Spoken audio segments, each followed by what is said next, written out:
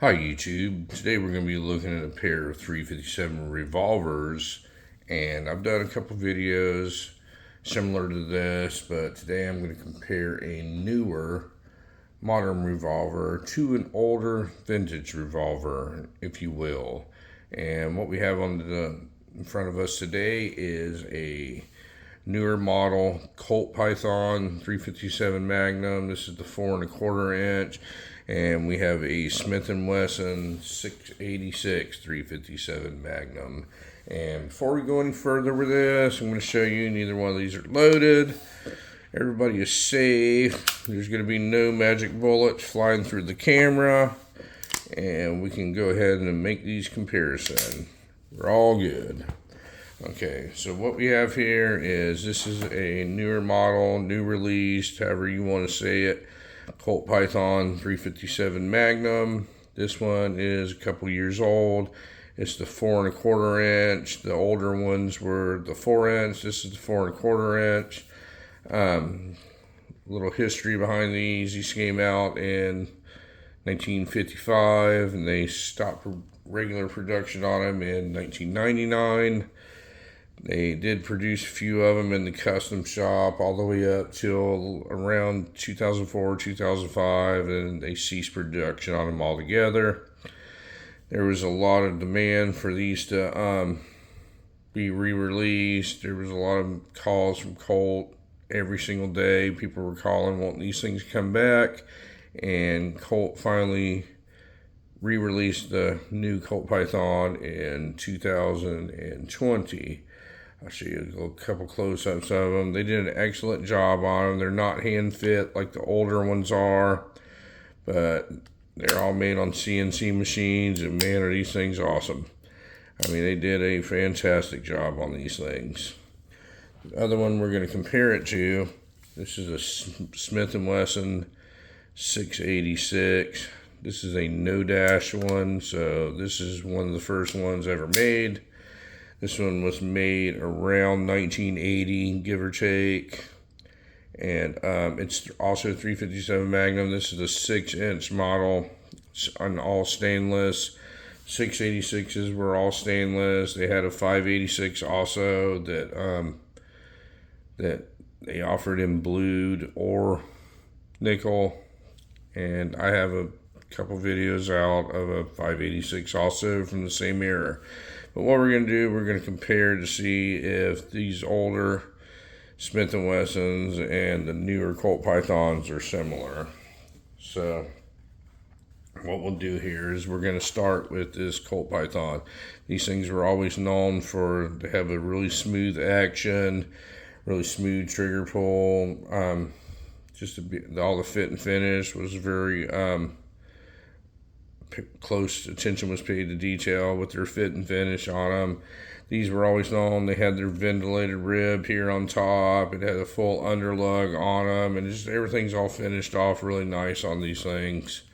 So they stayed true to that with the re-release on it. They look almost identical. I also have a video comparing this new Colt Python side by side with an older one, so you can see the differences in them and all that. But we'll start with the way things work. Everything works all tight. All the tolerances are put together real close. You see there's no gap between the forcing cone and the cylinder. The action on this thing is very smooth on this thing, just like the older ones were known to be. It's just real smooth. They really got this thing right. It's a leaf spring action on the inside of this thing, and there is nothing done to this thing. This is how it comes. The only thing I've done to this gun is change these grips on it and put a set of aftermarket grips on it. These are like the Colt Python Elite grips from when they changed over to the custom shop back after 1999. It's the exact grips they put on them, and man, this action is smooth. Now, one of the complaints that people used to have about the Colt Python, and I've never had a complaint about it, but I could see where it could be a little bit of a complaint, was in the double action. They said it stacked when it got down to about here. So I'm going to pull this trigger real smooth. There's no stacking whatsoever. I mean, I don't think that I've ever seen a revolver in the stock configuration work this smooth. I mean, it's just no stacking. It's just even all the way through. The single action is just amazing. I would say this is an amazing revolver for the money that you spend on this thing. It's not that much for what you get. I mean, everything's just finished off really nice. You see all the corners are all beveled off. There's no rough edges to it. The roll marks look really cool on it. Very similar to the old ones. You know, the roll marks on this side look really cool. I don't like the fact that they put the serial number on the outside of it, this barcode. And I did mention in an earlier video, we may try and remove this barcode at least off of the side of this thing one day. Still thinking about doing that. I've just been running out of time. But this is a really awesome weapon. The only thing, other things have been changed. I did change the rear sight on this thing.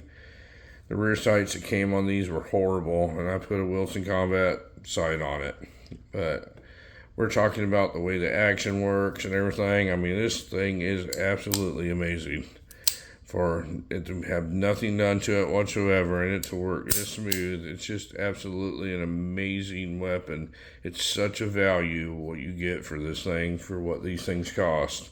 Now we're going to go into the Smith and Wesson. Now this is the era where people cared about their jobs and they put together good stuff. And Smith and Wesson was at the top of their game around the time that this thing was made.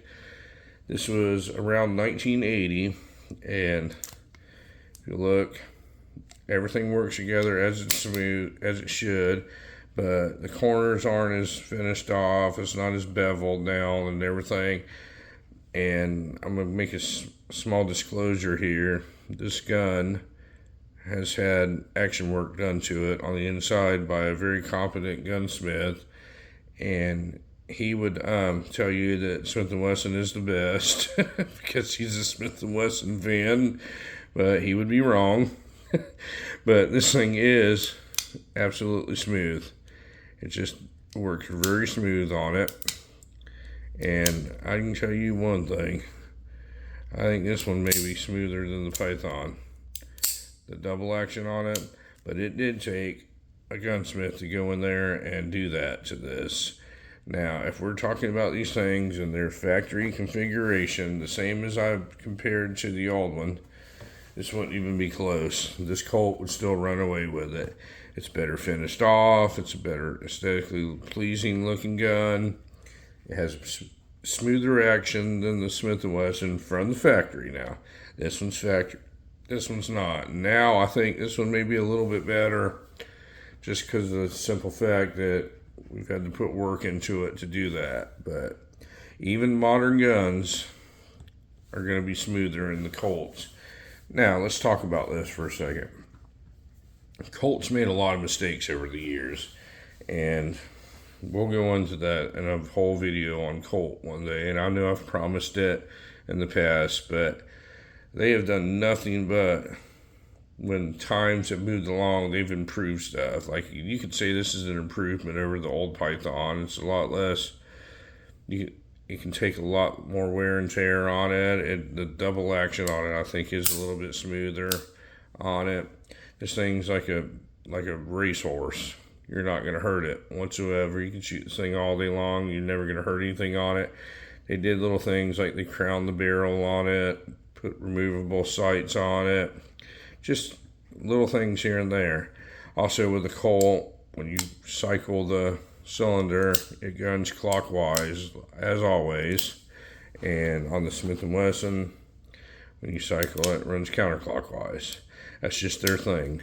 Now on the Smith & Wesson, the firing pin is mounted on the hammer. On the older ones, on the Colt, it's always been a frame mounted firing pin on the Python. But they've done nothing but improve. These guys right here, they've gone backwards in time. Now this is an excellent gun, but if you look at a newer 686, it's not even going to be close to this thing. Now the firing pin will not be mounted on the hammer, which that doesn't make a difference to me, and it shouldn't make a difference to anybody else. But that is one of the differences they made, and it's made with all MEM parts, and they put that horrid lock on the side that bothers everybody on the side, and they just don't work nearly as smooth. They're not as well made. The newer ones aren't, and you better stick with the vintage Smith and Wessons. With the Colts, it really makes no difference. I think they actually made improvements on them, so the price has come down to them, and you can get a better gun. The reason I say the price has come down is because the price on the older ones of these are absolutely through the roof. They're just absolutely unobtainable to the average person, and these, pretty much anybody can get one of these. They're not too terribly, they're expensive, don't get me wrong, they're expensive, but they're not too terribly expensive. But if you look at the price of these two right here, this one's still going to cost a little bit more than this old vintage Smith and Wesson, but right out of the box, this is a better gun. You can spend a little less to get this vintage Smith and Wesson, but you're also going to have to put money into it. And you have if you're a heavy shooter, you have a 30 or 40-year-old weapon here versus a brand new one that you don't have to do anything to. So I would say that the Colt is the way to go. It looks a little bit better. It's better polished off. It's just more refined look. It's like wearing a Rolex watch. Just everybody knows this look on it. And you don't literally have to do nothing to it. You have a top-notch 357 Magnum revolver on it, an iconic one that everybody seems to know. I mean, just look at this profile here. Everybody knows the Colt Python. But if I was to pick one of the two, I mean, I'm very partial for them. I like them both. I own both of these. So I'm not gonna badmouth either one of them, but I am more partial to the Colt. I'm just more used to the way that they work. I like the fact that they take very close attention to detail when they make a weapon and all that. I like the fact that Colt, with the new modern times, have improved stuff, and I don't like the fact that Smith and Wesson has gone backwards. I don't like that at all. The newer weapons are nowhere near as good as this. But this video is about whether a newer modern one can be compared to an older, quote unquote, better Smith and Wesson, because people say the older ones are better, and I do agree with them. And I would tell you, I could make an argument that these new Colts are every bit as good, if not better, than the vintage Smith and Wessons, even with the action work done. So anyway, folks, I wanted to show you my 1980s Smith and Wesson 686 no dash. And I wanted to compare it to one of the brand new Colt Pythons. Both of these are in stainless, and the Colt's just a little bit more polished off and everything. That's why it looks a little bit shinier on it. But let me know what you think. Which one would you choose? Would you choose a vintage Smith & Wesson from the 80s, or would you choose a brand new Colt Python? This gun here gets a lot of hate. I mean, people don't like it. They just don't want to accept the fact that a CNC machine can build something just as nice and look just as good for half the money of what one of those old Colt Pythons cost. And the old Colt Python people that are sitting on their stacks of boxed, unfired Colt Pythons that they think are going to be worth $1 billion one day, they hate these things, because you can go buy one of these things and they'll run with one of those old Pythons all day long, and they look just as good with them. And every time they come out with some new variation, it's even cooler. So hopefully they'll come out with a blued one soon, and I'll probably have to end up getting one of those too if they come out with a blued one. But these things are rather awesome. So let me know what you think. Old 686 or new Colt Python. And thank you very much, folks, for watching my video. And you folks have a great day.